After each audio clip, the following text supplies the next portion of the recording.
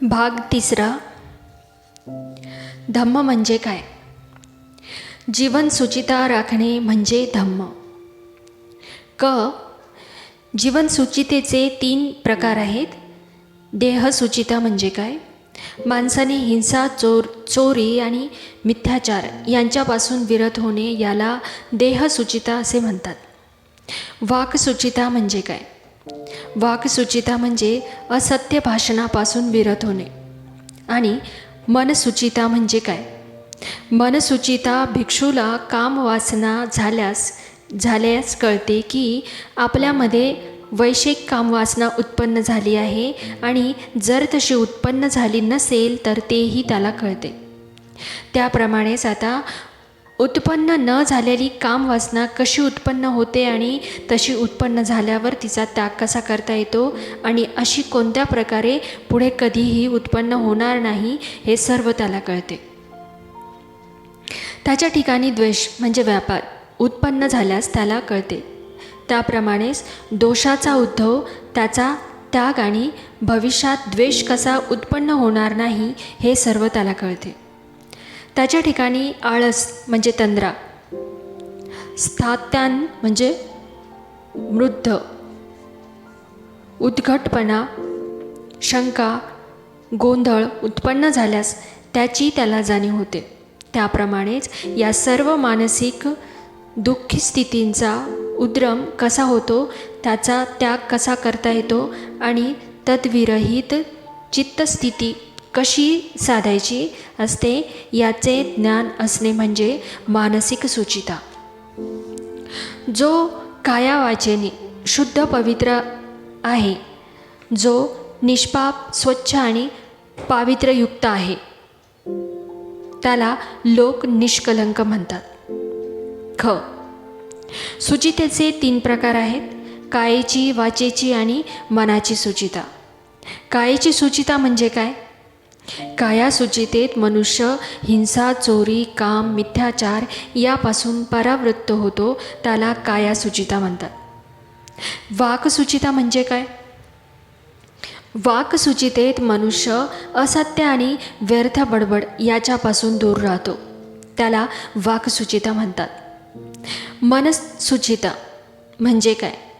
मनसुचितेत मनुष्य लोभ आणि ईर्ष्या यापासून परावृत्त होऊन सम्यक दृष्टी धारण करतो, याला मनसुचिता म्हणतात. सुचितेचे हे 3 प्रकार आहेत. 5 प्रकारच्या दुर्बलता आहेत, त्या साधनेला बाधक ठरतात. त्या कोणत्या? जीवहिंसा, चोरी, काममिथ्याचार, असत्य भाषण, आळस वाढविणाऱ्या मद्याचे सेवन. या 5 दुर्बलता साधनेतील अपयशाचे 5 कारणे आहेत. साधनेतील या 5 बाधा दूर केल्यावर 4 प्रकारच्या सावधानतेचा, स्मृती उपस्थानांचा मनात उद्भव घडेल असे वागले पाहिजे. पहिल्या सावधानतेत भिक्षू ऐहिक जीवनातील सर्वसामान्य असा लोभ आणि असंतोष यावर विजय मिळवून प्रयत्नपूर्वक जागरूकतेने आणि स्वाधीन चित्ताने कायेला ती केवळ काया असे मानून कायानुपशना करीत जीवन व्यतीत करतो. वेदनांना म्हणजे फिलिंग्स, त्या केवळ वेदना आहेत असे मानून वेदनानुपुषना करीत जीवन व्यतीत करतो. चित्त हे चित्त आहे असे मानून चित्तानुपुषना करीत जीवन व्यतीत करतो. चित्तात उत्पन्न होणारे विचार, धर्म, ते केवळ चित्तधर्म आहेत असे मानून धर्मानुपशना करीत प्रयत्नपूर्वक जागरूकतेने आणि स्वाधीन चित्ताने सर्वसामान्य लोभ आणि असंतोष याच्यावर विजय मिळवतो. जेव्हा साधनेतील 5 दुर्बलता दूर होतात तेव्हा 4 सावधानतांचा म्हणजे स्मृती उपास्थानांचा उदय होतो. घात म्हणजे अपयश. 3 प्रकारचे आहेत. शिलाघात, चित्ताघात आणि दृष्टीघात. शिलाघात म्हणजे काय? जीवहत्या, चोरी, कामभोगासंबंधी मिथ्याचार, असत्य भाषण, निंदा, कटू भाषण, व्यर्थ बडबड हे सर्व शीलाघातात अंतर्भूत होतात. चित्ताघात कोणत्या प्रकारचे असतात? लोभ आणि दृष्टपणा हे चित्ताघात होत. दृष्टीघात कोणत्या प्रकारचे असतात? दृष्टीघातामुळे माणूस जसा विकृत दृष्टिकोन स्वीकारतो की दान, त्याग, परित्याग यामध्ये काहीच गुण नाही, सदाचार आणि दुराचार यांना काही फल नाही, की त्याला परिणामही घडत नाही, इहलोक नाही की परलोक नाही, आई नाही की बाप नाही, आणि प्राणी नाही, स्तोत्पन्नही नाही. या जगामध्ये ज्यांनी अच्युत शिखर गाठले आहे, पूर्णतः मिळविले आहे, ज्याला आपल्या आंतरिक शक्तीने या ऐहिक जगापलीकडच्या जगाचा साक्षात्कार झाला आहे आणि जे त्या जगाच्या अस्तित्वाची घोषणा करू शकतात, असे श्रमण आणि ब्राह्मण या जगात नाहीत, असे जे समजतात त्या लोकांच्या ठिकाणी हे भिक्षूही दृष्टीघात झाला आहे असे समजावे. भिक्खूंनो, शीलघात, चित्तघात आणि दृष्टीघात या 3 घातामुळे प्राण्याला मरणानंतर दुर्गती प्राप्त होते. असेही 3 घात आहेत. भिक्खूंनो, लाभ 3 प्रकारचे असतात, जे म्हणजे शीललाभ, चित्तलाभ, दृष्टीलाभ. शीलालाभ म्हणजे काय? हिंसा, चोरी, मिथ्याचार, असत्य भाषण, निंदा, कटू भाषण, व्यर्थ बडबड यांच्यापासून परावृत्त होणे म्हणजे शीललाभ होय. चित्तलाभ म्हणजे काय? लोभ आणि दृष्टपणा यापासून दूर राहणे म्हणजे चित्तलाभ होय. दृष्टीलाभ म्हणजे काय? दान, त्याग, परित्याग यामध्ये काही पुण्य आहे, सदाचार आणि दुराचार याचे फळे आणि परिणाम भोगावे लागतात. इहलोक आणि परलोक आहे, आईबाप आणि स्वोत्पन्न प्राणी आहे, ज्यांना या जगापलीकडील दुसऱ्या जगात साक्षात्कार झाला आहे, असे जे तशी त्याची घोषणा करू शकतात, असे श्रमण आणि ब्राह्मण आहेत. आणि अशी दृढ समजूत म्हणजे दृष्टीलाभ. भिक्षुनो, या समजुतीला दृष्टीलाभ म्हणतात. या 3 लाभांमुळेच प्राण्याला शरीर नाशानंतर दैववान स्वर्गीय सुगती लाभते. भिक्खूंनो, असे हे 3 लाभ आहेत. जीवनात पूर्णता साधणे म्हणजे धम्म होय. 3 प्रकारच्या पूर्णता असतात, कायिक, अनिवाचिक आणि मानसिक. मानसिक पूर्णता कोणत्या प्रकारची असते? आसवे अथवा चित्तमल पुरा नष्ट होऊन या जीवनात संपूर्ण चित्त विमुक्तीचा अनुभव घेणे, प्रज्ञेने आसवांपासून मुक्ती मिळवून त्याच अवस्थेत सतत वर्तने, यातच मानसिक पूर्णता म्हणतात. आणखी ही पारमिता आहेत आणि भगवान बुद्धांनी त्या सुबुतीला सांगितल्या. सुबुती बोधिसत्वाची दान पारमिता कोणत्या प्रकारची असते?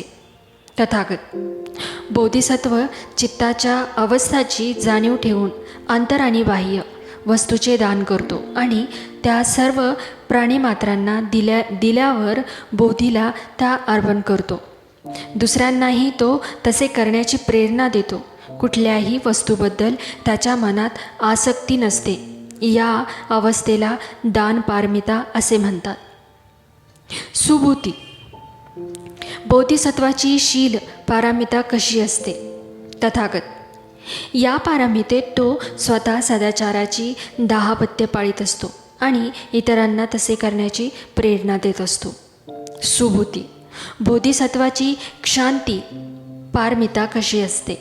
तथागत या पारमितेत तो स्वतः क्षमाशील होऊन इतरांना तसे होण्याची प्रेरणा देतो.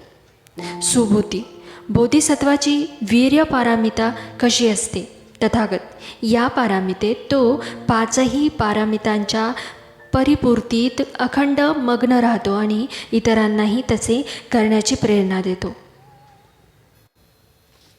सुबुती बोधिसत्वाची समाधी ही पारमिता कशी असते? तथागत या पारमितेत कौशल्याने तो ध्यान साधतो. तथापि तो तत्संबंधित रूप लोकोत परत जन्म घेत नाही आणि इतरांनाही तो तसेच करण्याची प्रेरणा देतो. सुबुती. बोधिसत्वाची प्रज्ञा पारमिता कशी असते? तथागत.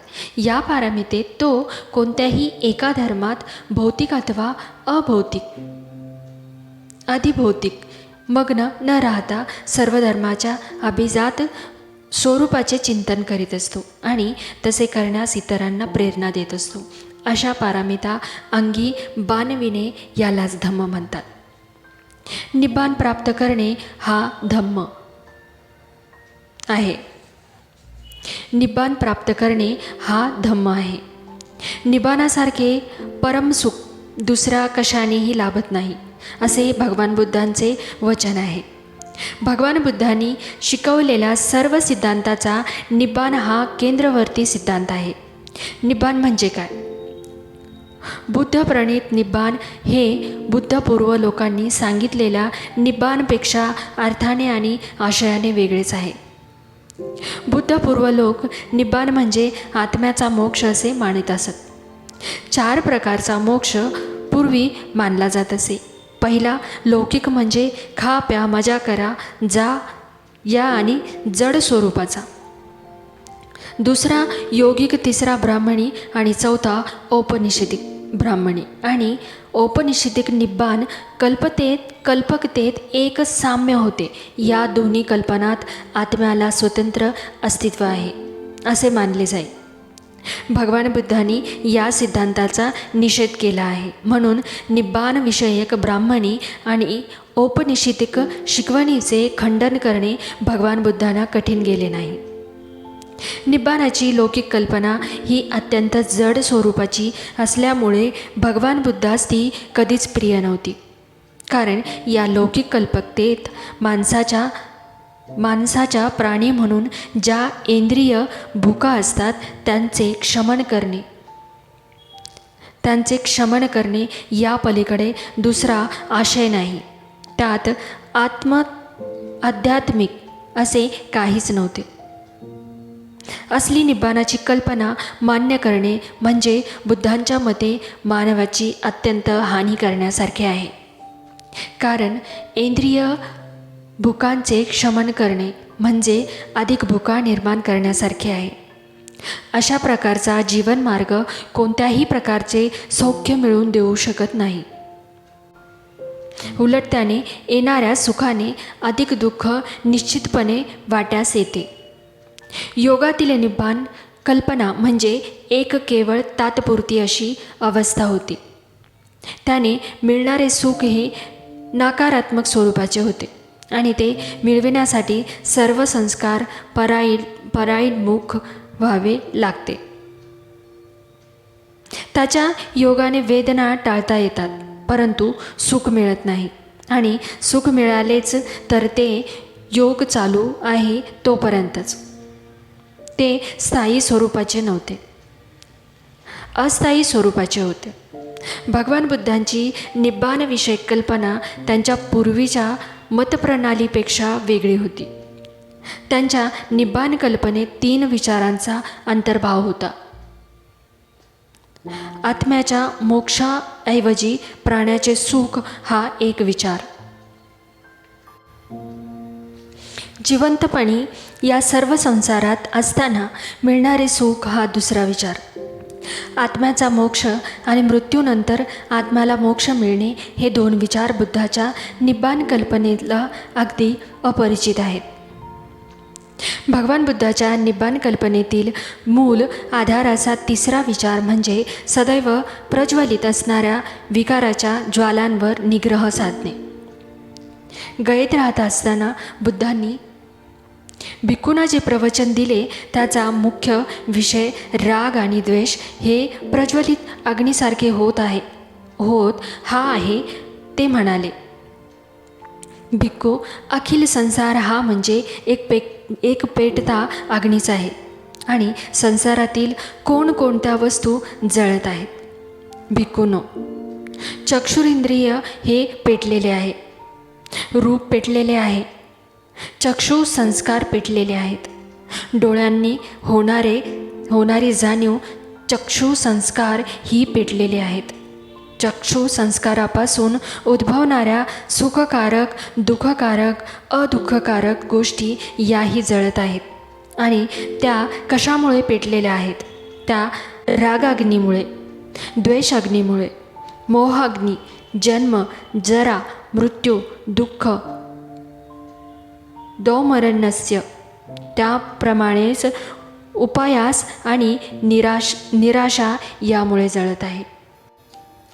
भिक्खूंनो, श्रोत्रेंद्रिय जळत आहे, शब्द जळत आहे, घ्राणेंद्रिय जळत आहे, गंध जळत आहे, जिव्हा जळत आहे, रस जळत आहे, शरीर जळत आहे, चित्तातील संकल्प विकल्प जळत आहेत. चित्तसंस्कारापासून ज्या सुखवेदना अदुःखवेदना उत्पन्न होतात त्या सर्व वेदना जळत आहेत आणि या कशामुळे जळत आहेत? त्या रागाग्नीमुळे, मोहाग्नीमुळे, जन्म, जरा, मृत्यू, दुःख, दोमरण्यस्य याप्रमाणेच उपायास त्याच्यामुळे जळत आहे. हे जाणवल्यावर भिक्खूंनो, प्रज्ञावान श्रेष्ठाच्या मनात उपेक्षा, विरक्ती उत्पन्न होते.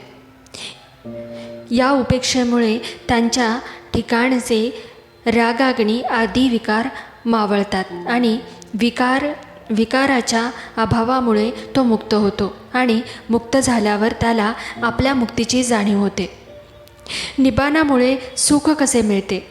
या दुसऱ्या प्रश्नाचे उत्तर देणे आता आवश्यक आहे.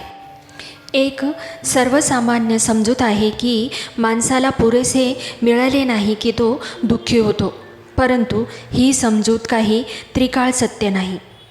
भोवती समृद्धी आणि सप्रसन्नता असूनसुद्धा मनुष्य दुःखी राहतो. हा लोभाचा परिणाम आहे आणि लोभ हा गरीब आणि श्रीमंत या दोघांच्याही जीवनात शाप आहे. हा विचार भिक्खूंना दिलेल्या एका प्रवचनात भगवान बुद्धांनी स्पष्ट केला आहे. लोभाने लुब्ध आणि रागाने क्षुब्ध, मोहाने मूढ झाल्यामुळे माणसे स्वतःच्या व इतरांच्या दुःखाबद्दलचे विचार मनात घोळू लागतात आणि त्यामुळे त्यांना मानसिक वेदना आणि पीडा अनुभवाव्या लागतात. परंतु जर लोभ, राग, मोह यांचा पूर्ण उच्छेद केला तर माणूस स्वतःच्या दुःखाने दुःखी होत नाही, त्याचप्रमाणे दुसऱ्याच्या दुःखाने दुःखी होत नाही अथवा मानसिक वेदना आणि पीडा अनुभवित नाही.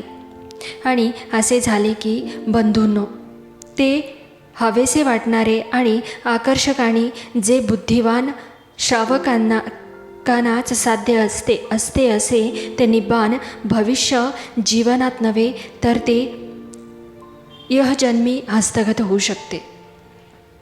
माणसाला दुग्ध करणारे आणि त्याला असुखी करणारे असे दुःखाचे मूळ कशात आहे हे वरील प्रवचनात स्पष्ट झाले आहे. माणसाच्या रागद्वेषावर अग्नीचे रूपक योजून बुद्धांनी येथे माणसाच्या असुखाचे परिणामकारक स्पष्टीकरण केलेले आहे. रागद्वेषाच्या अधीन होण्याने मनुष्य दुःखी होतो. राग, द्वेष हे विकार म्हणजे मनुष्याच्या निब्बाण स्थितीपर्यंत पोहोचण्याच्या मार्गात अडचणी निर्माण करणाऱ्या शृंखलाच आहेत. ज्या क्षणी मनुष्य या विकारापासून मुक्त होतो त्या क्षणीच तो निब्बाण मार्ग आक्रमू लागतो. भगवान बुद्धांच्या मते या विकारांचे 3 प्रकारचे वर्ग आहेत. पहिल्या वर्गात तृष्णेतून उद्भवणारी कामुकता आणि लोभ हे विकार येतात. दुसऱ्या वर्गात विस्तृष्णेतून उद्भवणारे घृणा, क्रोध आणि द्वेष हे दोष येतात. तिसऱ्या वर्गात अविद्येतून उद्भवणारे जडता, मूर्खता आणि मूढता हे दोष येतात. पहिल्या राग व दुसरा द्वेष अग्नीचा संबंध भावना आणि दुसऱ्या संबंधीचा दृष्टिकोन आणि भूमिका यांच्याशी निगडीत आहे. तर तिसऱ्या प्रकारचा तिसऱ्या प्रकारचा अग्नी मोह हा जे सर्व विचार सत्यापासून भिन्न असतात त्याच्याशी निगडित आहे. भगवान बुद्धाच्या निब्बाण सिद्धांतासंबंधी काही गैरसमजुतीही आहेत. निब्बाण शब्दाचा व्युत्पत्तीदृष्ट्या अर्थ फुंकर घालून विझविणे किंवा मालविणे असा आहे. या शब्दाच्या व्युत्पत्तीचा आधार घेऊन टीकाकारांनी निब्बाण सिद्धांत अर्थहीन बनवला आहे. ते असे मानतात की निब्बाण म्हणजे सर्व मानवी विकार मालविणे आणि ही क्रिया मृत्यू समान आहे असा वाकडा अर्थ लावून त्यांनी निब्बाण सिद्धांत हास्यास्पद बनविण्याचा प्रयत्न केलेला आहे. टीकाकार लावतात तसा निब्बाणाचा अर्थ बुद्धाला अभिप्रेत नव्हता. हे जो कुणी अग्नि स्कंधोपम स्तुताचा भाषादृष्ट्या अभ्यास करतील त्यांच्या लक्षात येईल. अग्नि स्कंधोतुपम स्तुतात जीवन म्हणजे अग्नी आणि मृत्यू म्हणजे तो मालविणे असे म्हटलेले नाही. तिथे म्हटलेले आहे की रागाग्नी, द्वेषाग्नी आणि मोहाग्नी जळत आहेत. सर्व प्रकारच्या प्रवृत्तींना पूर्णपणे मालवून टाकणे असे अग्निसूत्र म्हणत नाहीत. ते एवढेच म्हणते की पेटत्या ज्वालेला अधिक इंधन पुरवू नका. दुसरी गोष्ट कशी की टीकाकार निब्बाण आणि परिनिब्बाण यात भेद न करण्यात चुकले आहेत. उदाहरणार्थ असे सांगितले आहे की जेव्हा शरीर नाश पावते, पाहणे थांबते, संज्ञा नाहीशी होतात, चलन वलनादी किंवा क्रिया थांबतात, चेतना जाते, तेव्हा परिनिब्बाण घडते. परिनिब्बाण म्हणजे पूर्णपणे मालविणे नाहीसे होणे. निब्बाण या शब्दाच्या ठिकाणी वरील अर्थ नाही. निब्बाण म्हणजे धम्म मार्गावरती वाटचाल करता येईल इतका पुरेसा आपल्या प्रवृत्तीवरती ताबा असणे. यापेक्षा निब्बाण शब्दात अधिक अर्थ अभिप्रेत नव्हता. निब्बाण हा निर्दोष जीवनाला प्रतिशब्द आहे. हे बुद्धांनी राधला एके ठिकाणी स्पष्ट करून सांगितले आहे. एकदा स्थविर राध तथागतांकडे गेला. तथागतांना अभिवादन केल्यानंतर त्यांच्या समीप बसून त्याने विचारले, निब्बाण म्हणजे काय? भगवंताने उत्तर दिले, निब्बाण म्हणजे निर्दोष जीवन. भगवान, परंतु निब्बाणाचा उद्देश काय? राध, निर्दोष जीवन हा निब्बाणाचा उद्देश आहे. निब्बाण ही जीवनाचे ध्येय आहे आणि साध्यही आहे. निब्बाण म्हणजे मालविणे किंवा नाश नव्हे. हे बुद्धांनी सारीपुत्ताला पुढील प्रवचनात स्पष्ट केलेले आहे. एकदा भगवान श्रावस्तीत अनाथपिंडकाच्या आश्रमात वास करत होते. सारीपुत्तही त्यावेळी त्या ठिकाणी राहत होता. भिक्खूंना उद्देशून भगवंत म्हणाले, भिक्खूनो, ऐहिक संपदेही ऐवजी धम्माचे तुम्ही दायाद व्हा. तुमच्याविषयी वाटणाऱ्या करुणेने तुम्हाला धम्मातील वाटा मिळावा म्हणून मी तुम्हाला धम्माचे दायाद बनवित आहे. असे बोलून भगवान आपल्या गंधकुटीत गेले. सारीपुत्त मागे राहिला आणि भिक्खूने त्याला निब्बाणाचा अर्थ स्पष्ट करण्यास सांगितले. तेव्हा सारीपुत्त म्हणाला, लोभ हा दोष आहे आणि द्वेष हा दोष आहे. हा लोभ आणि हा द्वेष घालविण्याचा मार्ग मध्यम मार्ग होय. हा मार्ग आपल्याला पाहायला शिकवितो, जगायला शिकवितो आणि ज्ञान देतो. तो आपणाला शांती, अभिज्ञान, बोधी आणि निब्बाण याचकडे नेतो. हा अष्टांग मार्ग होय, त्याशिवाय दुसरा नाही. सम्यक दृष्टी, सम्यक संकल्प, सम्यक वाणी, सम्यक कर्मांत, सम्यक आजीविका, सम्यक प्रयत्न, व्यायाम, सम्यक स्मृती आणि सम्यक समाधी. भिक्षूंनो, हा मध्यमार्ग आहे. होय, क्रोध, द्वेष, ईर्षा, मत्सर, कृपणता, लालचीपणा, ढोंग, लबाडी, उद्धटपणा, मोह, प्रमाद हे सर्व दृष्ट विकार आहेत. मोह आणि प्रमाद यांचा परिहार मध्यम मार्गाने होतो. त्याच्या योगाने पाहायला दृष्टी मिळते. हा मार्ग आपणाला पाहायला शिकवितो आणि ज्ञान देतो आणि आपणाला शांती, अभिज्ञा, बोधी आणि निब्बाण याकडे नेतो. निब्बाण हे दुसरे काही नसून तो अष्टांगिक मार्ग आहे. अशा रीतीने सारीपुत्ताने निब्बाणाचे प्रवचन केले आणि भिक्षूंना ते ऐकून आनंद वाटला. निब्बाणात जो मूलभूत विचार आहे तो म्हणजे अष्टांग मार्ग. अष्टांग मार्गाशिवाय निब्बाणाला दुसरा अर्थ नाही. प्रवृत्तींचा संपूर्ण उच्छेद आणि परिनिब्बाण ही 2 टोके आहेत आणि निब्बाण हा त्यातील मध्यम मार्ग आहे. हे लक्षात घेतले असता निब्बाणाच्या कल्पनेसंबंधीच्या गोंधळाचा निरास होईल. जय भीम. नमो बुद्धाय.